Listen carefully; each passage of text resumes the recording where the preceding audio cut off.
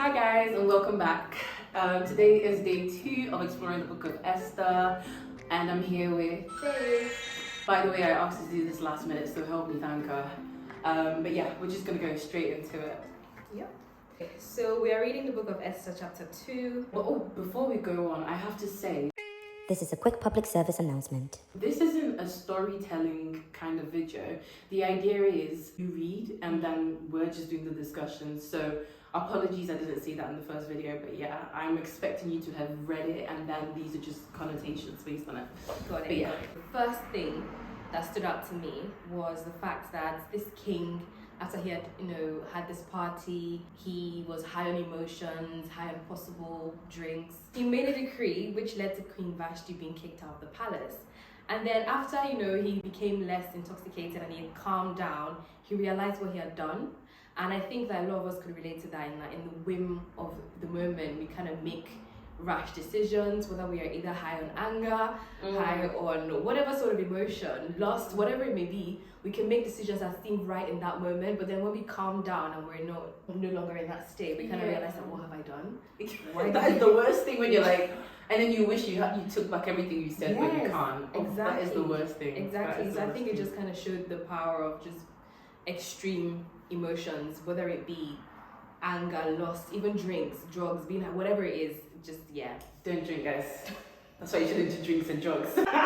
But you were saying something earlier about the king's servants were mentioned again in verse 2, and these were, I was actually trying to clarify with her if these would be the same princes that made the decision for Vashti.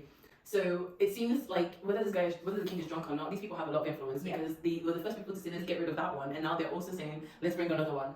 So I thought that was quite interesting and that's very scary. Definitely. And it's like, I don't know if they had a personal vendetta against Vashti, because when the king remembered what he had done and he kind of missed Vashti, they didn't even say, okay, you know what, king, it's fine, you can bring Vashti back. They were like, no, let's get another maiden. The person who keeps making these decisions, what's his name? Mermucan. Yes, Mermucan. I feel like Mermucan maybe tried to get Vashti. And Vashti was like, no.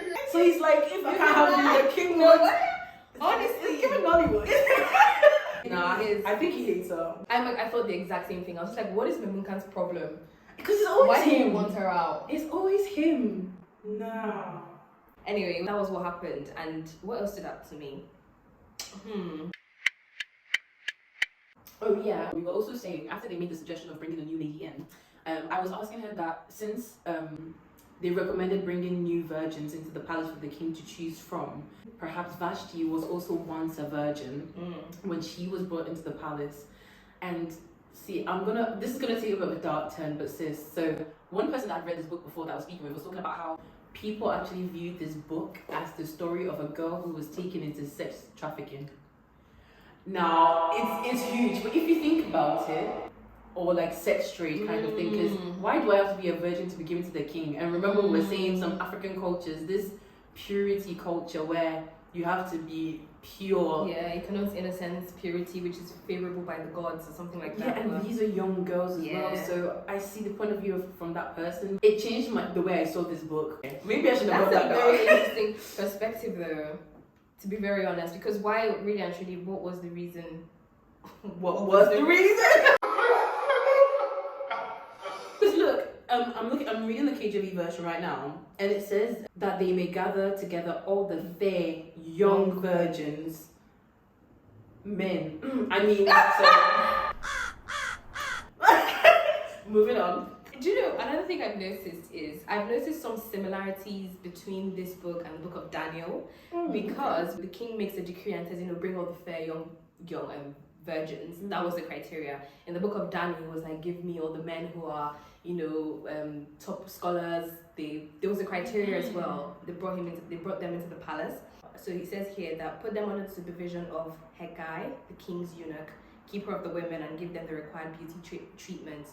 So Daniel too and his friends were put under a eunuch as well. Oh my gosh, that's true. Yeah. So I don't know if it was more of a royal thing that would happen. I don't know. It could be. Maybe it's just the structure of how things were done within the royal family. But yeah, and then these women were supposed to, undergo training, and then whichever one the king liked would be chosen to be queen. Similar with Daniel, they would go under training, and if they liked and then they would come and become the king's advisors. So I was like, oh, it's a little bit of a similarity here. Keep by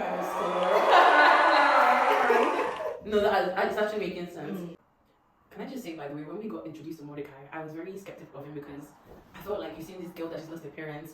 And actually, no, let me change this narrative. I see Mordecai in a better light because when like older men see that someone is kind of like helpless, they would take advantage. But he had so much compassion to the point where he was willing to raise her up as his own. Yeah. And the thing is that in these books, they never fail to describe her beauty. And you know, in every family, there's that one uncle that will always twist things and take advantage. But I think this is really nice to read because I'm so used to the other narrative. Yeah. So that was one thing I was just like, wow. It's so rare, even though that's what it should be. Sorry, I just had to point that out because that's a good I point always as used to well. be skeptical about that. Yeah, that's a good point. And he didn't even have to take Esther on, but he took that responsibility on, became a single dad, quote unquote, but he raised her right, and you could see how he guided her even throughout her time in the palace as well. So it's good to have that narrative because there are people out there in this day and age who are single dads, single uncles who are taking care of children who may not be theirs, and it kind of gives some sort of guidance. So I like that. It's a good point. There is one question though. If you look at verse 8, it talks about when the king has a decree for the girls to come to the palace. Yeah. And then we get to know that Esther has come. I'm a bit curious as to what conversation they had. Like, What, her and the king? no, Mordecai and Esther, he had to give up his guardianship of Esther. Yeah. Surely being a man, you would have also known that That's the king. this is a young fair virgin. I wonder what the conversation would have been like. Did he tell her, You're going to be the flower of the king, you should be proud of yourself. or what was he like? It's not going to be easy because we know he said don't reveal who you are. Yeah, definitely. And we don't even know how old she was, but I don't even know if she had a Oh my choice. God, yeah. Do we never get to know her I think age? she gets to know her age. That's even scarier. Sorry.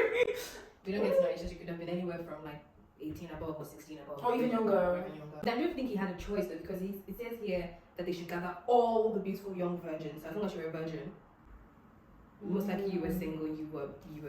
Or maybe he was being tactful because, you know, obviously with their background, you wouldn't want to make any noise. So maybe, again, we don't have this context, but it could have been one of those things where it's like, okay, let's just follow the rules for now. Then we'll see what we can do. Because obviously later on, we see how he's advising her and whatnot. So that relationship was still there despite her being far away from him. Let's take a little break, a little break, a little break. So one thing that stood out to me was the fact that despite it being horrible that Vashti lost the crown and the kingdom, we see that one person losing the crown and then Esther's coming into the kingdom that led to the whole Jewish race being saved. I feel like it was a good trade-off, personally. The fact that God orchestrated it so strategically that Esther could come in for such a time as that and save literally the Jews. Yeah, that had to happen and it sucks, but I guess her time was done. Her time. Sorry girl, you've been eliminated. It's not funny. Someone commented on the first video, shout out to you. Thank you so much for my first comment.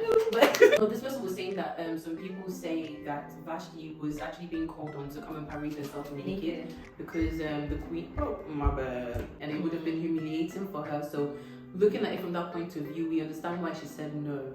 There are certain ways of parading your nakedness that you can. Ma'am! No, because listen, you're a queen, right? No, guys, let's be honest. Honest, if somebody says come naked, you don't need to bare yourself. There's mesh cloths, there's things that you can be teasing. You know, you don't have to give it all away. Bear in mind, these are drunk people. Whatever they see is a bit strategy. Guys, I'm not condoning. Moving on. No, but Vashti, bro. You know when you're going swimming in your bikini and then you use the. She lost the bag. Guys, this trafficking theme is coming back to my mind because NLT verse 12 is saying that before each young woman was taken to the king's bed, she was given the prescribed 12 months of beauty treatments. Like, They are marinating the woman for the king. Not marinating. I said it. I mean, now that you know, now They're literally marinating the hair like chicken. They're grooming hair. 12 months of prescribed beauty treatments. This is why I'm saying it's quite dark. Yeah. I don't think it would just be, oh, come let me smear oils and take care of you. They would be teaching them like etiquette. So they were being groomed, and Esther was being groomed with extra favor. So sorry to dwell on it. How are you finding this so far, I'm though? liking it. Is it easy to flow? Yeah, it's easy to flow. Really come with it, game. If you ask me. Yeah. Verse 15 is where we see that Esther becomes queen. Esther hasn't still revealed her ethnicity or where she's from, which I'm just wondering how was she able to keep that. We don't have evidence, so I'm just thinking for a year she would have been mingling with people. Oh, you're beautiful. Nobody cares. But I'm just trying to think, like, if I'm playing into the story, conversations would have. Yeah. Where are you from? Where did you grow up? Like, She's smart and she's How good she's with able to- privacy. yeah, how she was able to do that is something that I'm like, I'm taking notes, girl. Yeah. She said I'm minding my business. And she really did. Verse 15 is where Esther becomes queen. I think it was favor that just opened that door for her. Also, can we just say, Esther probably wouldn't have been able to achieve what she did in the palace without her uncle. Yeah. So obviously, when we hear about 100%. people giving their children away and whatnot, that means your relationship is severed.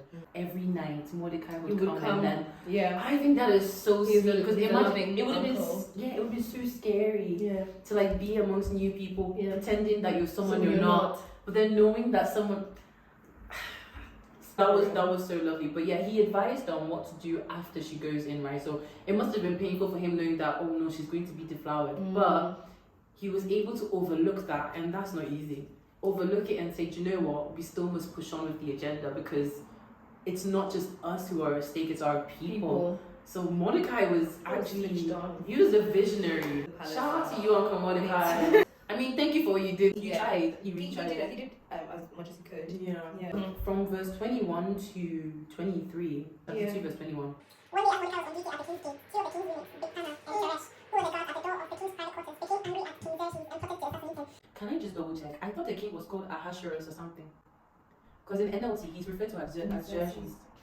Okay, maybe had different names. Probably. It's also his other name, right? Ahasuerus / Xerxes, yeah. But yeah, so it says Mordecai heard them plotting to assassinate him. And then he told Esther. Ooh! Do you think that was coincidence or God wanted that to happen? I think- Because that gives more favor. Yeah. I just think it was just divine strategic positioning. Like the way that everything had just been positioned. Esther in the palace, Mordecai in the by the gates to hear everything that was happening. He's just divine, or maybe he's just a busybody. No, because I think he worked at the gates. Mordecai works at the I gate? think so. So he said Oh yeah, he was on duty. Yeah, you're right. So he worked. I think he was a gatekeeper or something like that. Oh yeah, because I would be wondering how he has access to see Esther. Yeah. Okay, no, That's coming together. this is nice, and this is such a good cliffhanger. True. Anyways, guys, we've come to the end of chapter 2. Again, thank you so much for I honestly, love I'm you. so grateful. I love But no, we definitely have to do this again. Please drop your comments because Yes. obviously we're all here to learn. Bible, you read it once, you read it again, it's a whole different thing. So I just want to thank God for this revelation. Yeah. I I can never get the sex trafficking out of my head now. I'm sorry. Get out of my head now.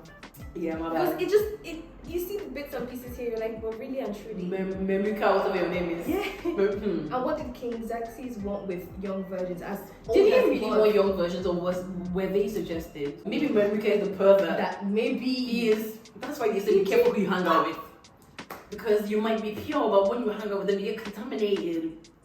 Mermucan. run. If you meet anybody, come. Right? Mermucan. Sorry. Yeah. Like, share, and subscribe to her YouTube channel. Kindly follow me on Instagram as well. So if there are any kind of like outtakes and whatnot, you can see it on there. My Instagram is the same as my YouTube. But yeah, thank you, and we'll see you on the next video. Bye.